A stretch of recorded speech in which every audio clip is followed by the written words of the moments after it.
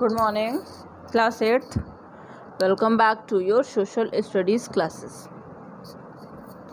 Okay, so class 8th we were studying lesson number 3 in civics. ठीक है बच्चों, तो हम लोगों ने ऑलरेडी बहुत सारी चीज़ें इसमें देख लिया है. The name of this lesson is the need for the parliament. ठीक है बच्चों, तो लास्ट क्लास में हम लोगों ने क्या देखा था कि 13th लोकसभा के जो इलेक्शंस थे उसके रिजल्ट्स को एनालाइज किया था. आगे बढ़ेंगे हम लोग. क्या लिखा बच्चों? It is noteworthy that the BJP-led NDA was not the first coalition government in the country. The country had experienced such governments even in the past. The governments led by Prime Ministers Chandrasekhar and Chaudhary Charan Singh were coalition governments. There were other coalition governments too. तो 1999 के elections में भी हम लोगों ने देखा ना कि बीजेपी ने जो सरकार बनाई थी और एनडीए गठबंधन के द्वारा कोalition गवर्नमेंट जो बनाया था, एनडीए जिसका नाम दिया था, वैसा पहली बार नहीं हुआ था. इसके पहले भी प्राइम मिनिस्टर कौन थे हमारे? चंद्रशेखर और चौधरी चरण सिंह. इनके अंडर में भी कोalition गवर्नमेंट फॉर्म हो चुकी थी. अब बच्चों आपको पता है कि पार्लियामेंट हमारे देश में लॉज को फ्रेम करती है, बनाती है. देखो, तो पार्लियामेंट का काम सिर्फ नए लॉज को बनाना ही नहीं है, बल्कि ये क्या काम करती है कि जो एग्जिस्टिंग लॉज हैं, मतलब जो अभी हमारे देश में कानून है, उसमें भी ये मॉडिफाई भी, चेंज भी ला सकती है. जैसे कि the proposal to pass a new law और change an existing law, one is called a bill. Bills are of two types, money bills and ordinary bills. तो देखो, अगर कोई नया लॉ लाना है, अगर कोई नया कानून पारित करना है, तो उसके लिए बिल लाया जाएगा हमारे पार्लियामेंट में, चाहे वो राज्यसभा लाएगी चाहे वो लोकसभा लाएगी, कोई भी ला सकता है. अब इसके केसेस में डिफरेंसेस होते हैं मनी बिल्स के अंडर में. और देखो, उसको हम लोग बिल्स को दो तरीके से हम लोग डिवाइड कर सकते हैं, एक है मनी बिल और एक ऑर्डिनरी बिल. तो देखो, ऑर्डिनरी बिल क्या है? वो किसी भी हाउस में इंट्रोड्यूस हो सकता है, किसी भी हाउस में फर्स्ट टाइम पे ही जा सकता है, जैसे कि लोकसभा है या फिर राज्यसभा है. लेकिन मनी बिल उसको इंट्रोड्यूस करने के लिए सिर्फ और सिर्फ एक ही जगह पावर है, उसकी लोकसभा के पास. लोकसभा ही खाली मनी बिल को इंट्रोड्यूस कर सकती है. ठीक है, ऐसा नहीं कि राज्यसभा मनी बिल को इंट्रोड्यूस कर दे. ऐसा होगा तो गलत हो जाएगा, ऐसा नहीं हो सकता है. Incidentally bills that deals with the income and expenditure of the government are called money bills. मतलब जो पैसे से रिलेटेड बिल है, जिसमें सरकार की इनकम और एक्सपेंडिचर के बारे में पूरी चीज़ें लिखी गई हैं, वही उसी को हम लोग मनी बिल कहते हैं. All the other bills, money bills को छोड़ दो, बाकी सारे बिल्स सारों को हम लोग ऑर्डिनरी बिल्स बोलते हैं. तो यहाँ पे चौधरी चरण सिंह की फ़ोटो देख सकते हैं आप लोग, चंद्रशेखर साहब की देख सकते हैं. ठीक है,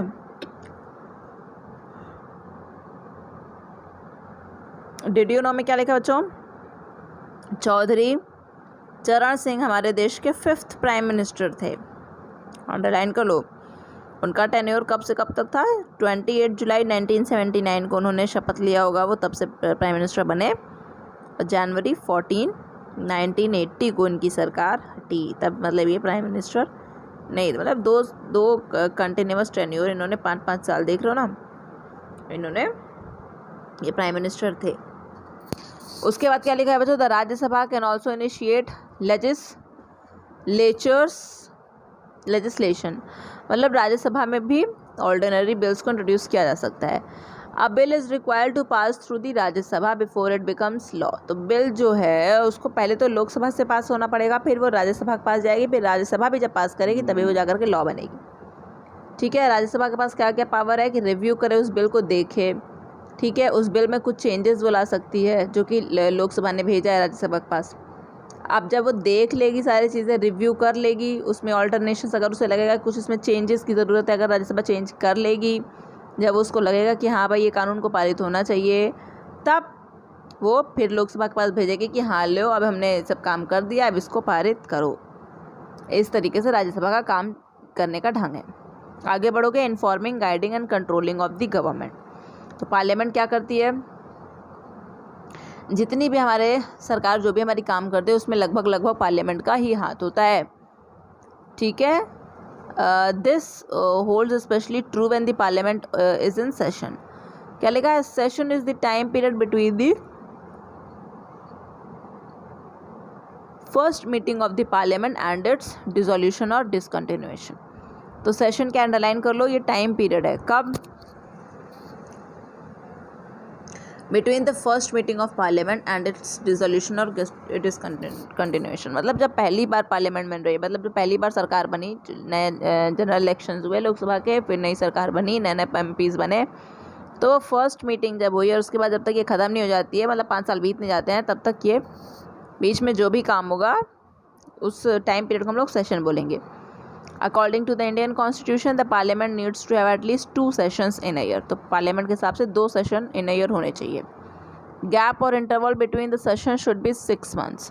ठीक है, तो गैप या तो इंटरवल जो है 2 सेशन के बीच में 6 महीने का होना चाहिए। First session begins with an address by the president of India. पहला सेशन कौन शुरू करेगा? President of India. ठीक है, आगे बढ़ोगे बच्चों।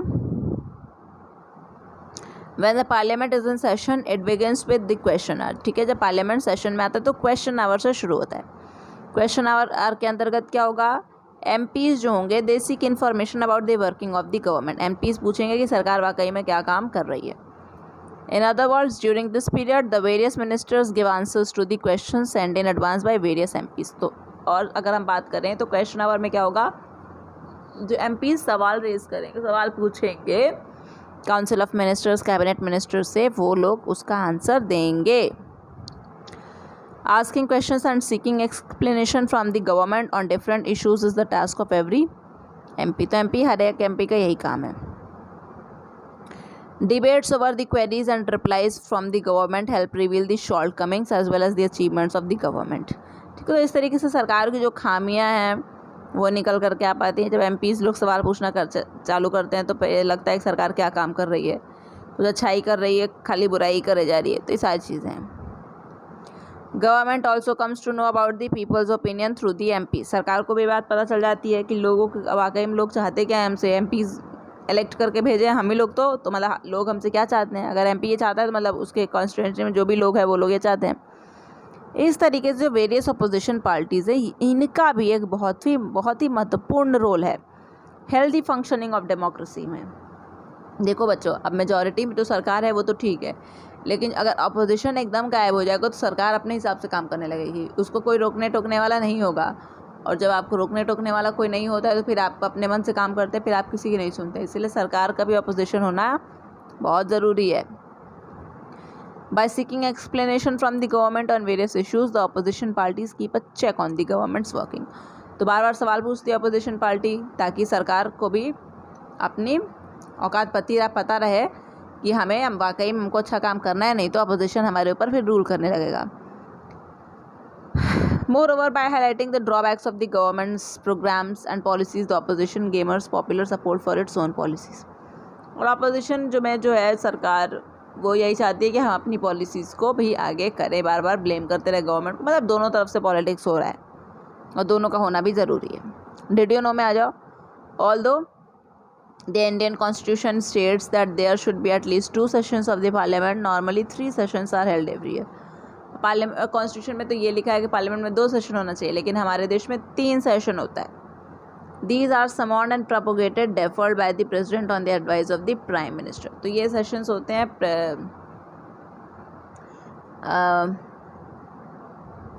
प्रेसिडेंट के हिसाब से होते हैं और वो एडवाइस लेते हैं प्राइम मिनिस्टर से, तभी ये सेशंस को कंडक्ट करवाया जाता है। MPs elicit information on a range of issues from the government during the question hour। तो क्वेश्चन आवर के बारे में आप लोगों ने समझ ही लिया कि MPs जो हैं वो नंबर ऑफ़ क्वेश्चंस पूछते हैं गवर्नमेंट से। You would surely like to know how questions are put up before the government and how the government replies to them। तो बच्चों आप लोग ये जानना चाहते हो कि कैसे MPs जो है वो सवाल पूछते हैं और सरकार उसका कैसे उत्तर देती है। चलो, तो यहाँ पे एक आपको एग्जाम्पल फ्रेम दिया गया है पार्लियामेंट में क्वेश्चन और आंसर्स का। लोकसभा की बात है। अनस्टेल्ड क्वेश्चन नंबर 2007 आंसर्ड ऑन 30/11/2007। मतलब यहाँ पे किसी MP ने सवाल पूछा होगा, क्वेश्चन नंबर 2007 की बात है, आंसर कर दिया गया इसको 30/11/2007 में किसी मिनिस्टर ने सरकार ने किया होगा। जंक फूड इन स्कूल्स 2007 में पूछा गया इसके बारे में। Shri Salarapatti Kuppuswamy Kharventhan will the minister of women and हाँ, तो इन्होंने क्या पूछा? श्री क्या लिखा है, सलरापत्ती कुप्पुस्वामी खारवेंथन ने ये सवाल पूछा कि जंक फूड इन स्कूल्स, उसके बारे में, टॉपिक के बारे में सवाल पूछा कि स्कूल्स में जंक फूड क्यों खाया जा रहा है। Will the minister of women and child development please to state, पहला कि क्या वुमेन और चाइल्ड डेवलपमेंट जो मिनिस्टर है वो ये हमें बताएंगे, मतलब जो मिनिस्टर वुमेन और चाइल्ड डेवलपमेंट के लिए काम करते हैं। Whether the National Commission for Protection of Child Rights has asked all state governments to ban junk foods in schools and also for setting of nutrition standards, कि क्या हमें please ये मिनिस्टर बताएंगे आप कि जो सरकार है, जो नेशनल कमीशन है for protection of child rights, इसने सारी स्टेट गवर्नमेंट्स को ये आज्ञा दिया है कि भाई जंक फूड्स को बैन करो स्कूल्स में और न्यूट्रिशन लेवल बच्चों का बढ़ाओ। अगर ऐसा किया है तो डिटेल्स क्या है कि whether the union government has insured the compliance of the above standards for the states, कि जो हमारी सेंटर पे जो सरकार है, मतलब जो सरकार है स्टेट यूनियन गवर्नमेंट की, क्या इसने इस चीज़ को इम्प्लाई करने के लिए स्टेट गवर्नमेंट से फोर्स किया है कि भाई आपको उसको लागू करना ही पड़ेगा, एंड अगर किया है तो डिटेल्स हमको दीजिए। अब ये कोई एमपी सवाल पूछ रहे हैं किससे, आपके minister of women and child development से। आंसर क्या दिया minister of women and child development ने, the minister of state of the ministry of women and child development. क्या आंसर दिया, A and B? No sir, A और B, मतलब कि national commission ने कोई भी स्टेट गवर्नमेंट्स को जंक फूड्स को बैन करने के लिए ऐसा कुछ भी काम नहीं किया है और इसीलिए इसकी कोई डिटेल्स नहीं है। A letter was issued to the states by the National Commission for Protection of Child Rights to consider providing guidelines to schools to create a school nutrition policy। तो इनका कहना ये है कि भाई जो national commission for child rights है वहाँ से एक लेटर इशू किया गया था कि आप लोग बच्चों के न्यूट्रिशन पॉलिसी के बारे में ध्यान दीजिए। ऐसा कोई भी अभी हम लोगों ने कोई भी इन्फोर्स नहीं किया है कोई चीज़ों को, इसीलिए क्वेश्चन नंबर सी और डी अराइज ही नहीं होता है। जब इन्फोर्स किया है, जब पॉलिसी आई नहीं, तो फिर सरकार को हम लोग ऐसा, स्टेट गवर्नमेंट को हम लोग ऐसा लागू करने के लिए क्यों बोलेंगे। डिड यू नो में आ जाओगे। The national commission for protection of child rights NCPCR was setup in March 2007, ठीक है। तो मार्च 2007 में ये सेटअप हुआ था under the commission for protection of child right, मतलब बच्चों के हक को बरकरार रखने के लिए और उसको बढ़ाने के लिए 2005 में इसका गठन हुआ। Commission tries to ensure that all laws, policies, programs and administrative mechanisms are in accordance with the child rights as given in the Indian Constitution and the UN Convention on the Rights of the Child। तो ये commission का क्या काम है कि भाई जो बच्चों के जो हित में हैं, जो भी पॉलिसीज़ लाई जाएँ, प्रोग्राम्स लाई जाएँ, एडमिनिस्ट्रेटिव रिफॉर्म्स लाए जाए, वो सब बच्चों के हित में हों। आगे पढ़ो बच्चों। Asking questions and seeking explanations from various issues is one of the ways in which parliament informs, guides and controls the government। तो पार्लियामेंट में देखा एमपी ने किस तरीके से सवाल पूछा और उस पर मिनिस्टर को क्या करना पड़ा, आंसर करना पड़ा। तो इस तरीके से पार्लियामेंट ने इन्फॉर्म किया, गाइड किया और कंट्रोल कर रही है सरकार पे। पार्लियामेंट एक्सरसाइज करती है सरकार पर control also by controlling the finances of the government. तो पैसे से रिलेटेड जो फाइनेंस है जो सरकार का, उस पर भी कंट्रोल करती है parliament. In all matters dealing with finances the approval of parliament is essential, ठीक है। तो सरकार जो भी काम कर रही है, अगर मान लो कि उसको बजट में एलोकेट करना है कि हमको अब की हेल्थ फील्ड पे, हेल्थ केयर पे इतना पैसा डालना है, तो वो पहले पार्लियामेंट में वोट किया जाएगा कि हाँ आप इसमें, सारे एमपीज़ वोट करेंगे कि हाँ ये काम करिए, तब जा कर के वो एलोकेट होगा, तब उतना पैसा पास किया जाएगा।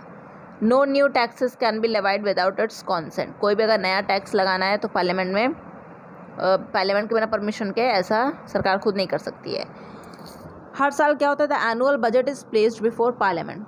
हर साल जो एनुअल बजट है वो बन के आता है ना, देखते हो ना, फरवरी के लास्ट में आ जाता है। और which has to pass the budget, इसमें बजट पास होता है। द बजट ये क्या होता है, ये एनुअल फाइनेंशियल स्टेटमेंट होती है सरकार की। इसमें सरकार क्या दिखाती है कि उसकी एक्सपेक्टेड इनकम क्या है और प्लान्ड एक्सपेंडिचर क्या है, मतलब सरकार ने कितने पैसे कमाए हैं और कितना वो खर्चा करने वाली है हमारे देश पर अलग अलग सेक्टर्स में। As already stated, the various MPs represent the people of the nation। जैसा आप लोगों को बता दिया गया, अलग अलग MPs हमारे देश को ही रिप्रेजेंट करते हैं। Hence they play a crucial role in forming, guiding and controlling the parliament. इसलिए वो लोग एक बहुत ही महत्वपूर्ण भूमिका निभाते हैं इन्फॉर्म करने के लिए, ठीक है, गाइड करने के लिए और कंट्रोल करने के लिए पार्लियामेंट को। दिस सिस्टम इज़ अ की concept of the functioning of Indian democracy. तो ये सिस्टम से हम ये समझ सकते हैं कि एक डेमोक्रेटिक नेशन को फॉलो कर मतलब बरकरार बनाए रखने के लिए एक नेशन को डेमोक्रेसी को फॉलो करने के लिए पार्लियामेंट का पावर होना बहुत ज़रूरी है पार्लियामेंट के पास। तो ये बच्चों हो गया आपका। अभी हम लोग फ़िलहाल यहीं तक पढ़ेंगे, बाकी जो थोड़ा बहुत बचा आपका making laws for the country, और चलो making laws for the country पढ़ ही लेते अभी। MPs इन पार्लियामेंट ये हम लोग पढ़ेंगे नेक्स्ट क्लास में, और 6 आपका लेसन ख़त्म हो जाएगा। तो making laws for the country कर लेते फटाफट। अब मेकिंग लॉज के बारे में आप लोगों को पता ही चल गया ना। It is the important function of parliament. Parliament ही लॉ बनाती है। Parliament has the power to frame new laws. Parliament क्या काम करती है, नए नए लॉज को बनाती है, और जो लॉज ऑलरेडी बने हैं, एग्जिस्टिंग वंस हैं, उनको भी अमेंड या रिपील कर सकती है, मतलब उसको बढ़ाया घटा सकते हैं। अगर किसी लॉ को उसे ऐसा लग रहा है कि बेकार है, बकवास है, तो उसको हटा भी सकती है। अगर उसको ये लग रहा है कि नहीं अभी और नए अच्छे लॉज को बनाना ज़रूरी है, इस चीज़ पर और अच्छा कानूनी कार्रवाई होना चाहिए, तो उसको भी वो बना सकती है। You shall study more about this function of parliament in detail in the following chapter. ठीक है, तो फंक्शन ऑफ पार्लियामेंट के बारे में आप लोग आगे के चैप्टर्स में पढ़ोगे। ठीक है बच्चों।